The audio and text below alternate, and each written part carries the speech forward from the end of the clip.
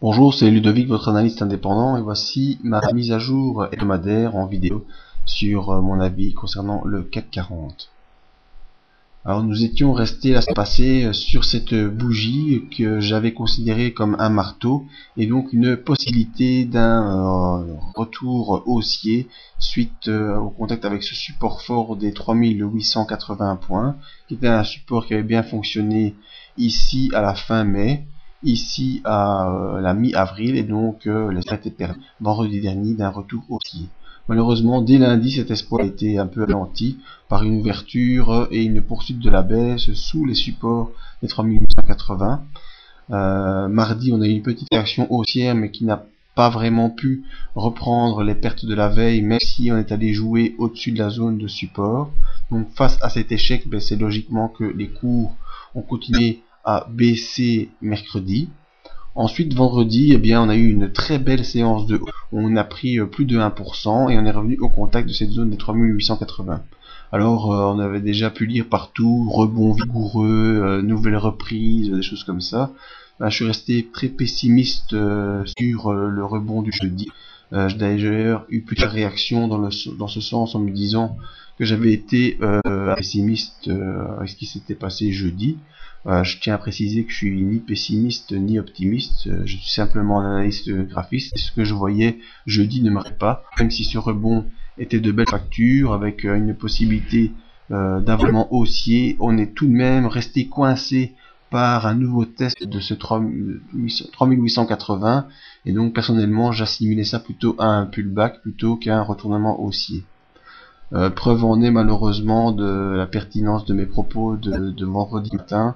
C'est ce gros Maru-Bozu rouge, une grosse séance de baisse aujourd'hui, on perd quasiment 2% sur le CAC 40 et on vient rejoindre cette zone de support qui est une zone de support fort à 3800 points. On rejoint cette rouge qui est une ligne haussière d'un support hebdomadaire. On est quasiment arrivé au bas du range baissier qui nous tient depuis la fin avril début mai et presque dans la zone de la médiane de Andrews baissière.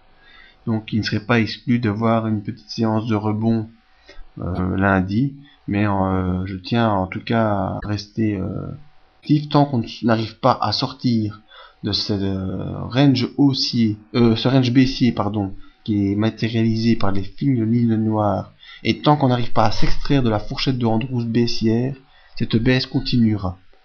D'ailleurs, les moyennes mobiles montrent la baisse qui s'accentue sur le court terme. Cette baisse commence à se montrer sur le moyen terme avec la M50 qui faiblit. Et la M150, elle ne parvient plus à progresser et commence déjà à baisser.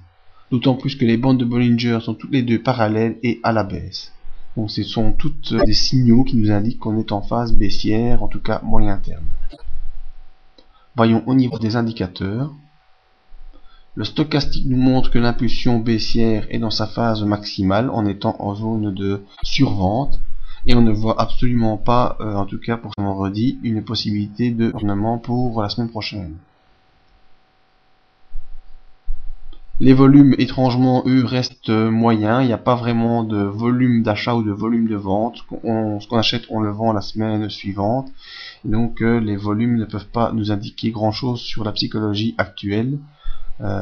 Si ce n'est que on avait vu ici fin avril des gros volumes d'achats qui ont déjà quasiment tout été revendus, donc on revient à zéro par rapport au volume.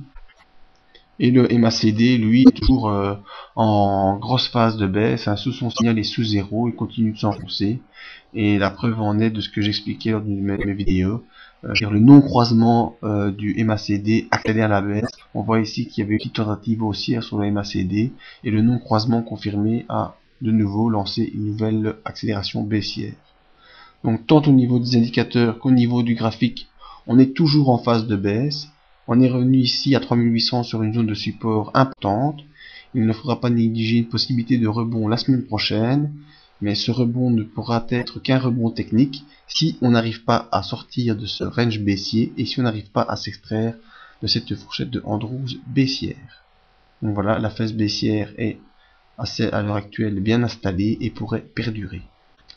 Vous pouvez me rejoindre sur le site pour voir d'autres analyses sur indices ou matières premières. avoir une aide à l'investissement ou encore des explications quant aux analyses techniques que j'effectue, me contacter via mail pour d'autres informations. Merci de votre écoute et à bientôt.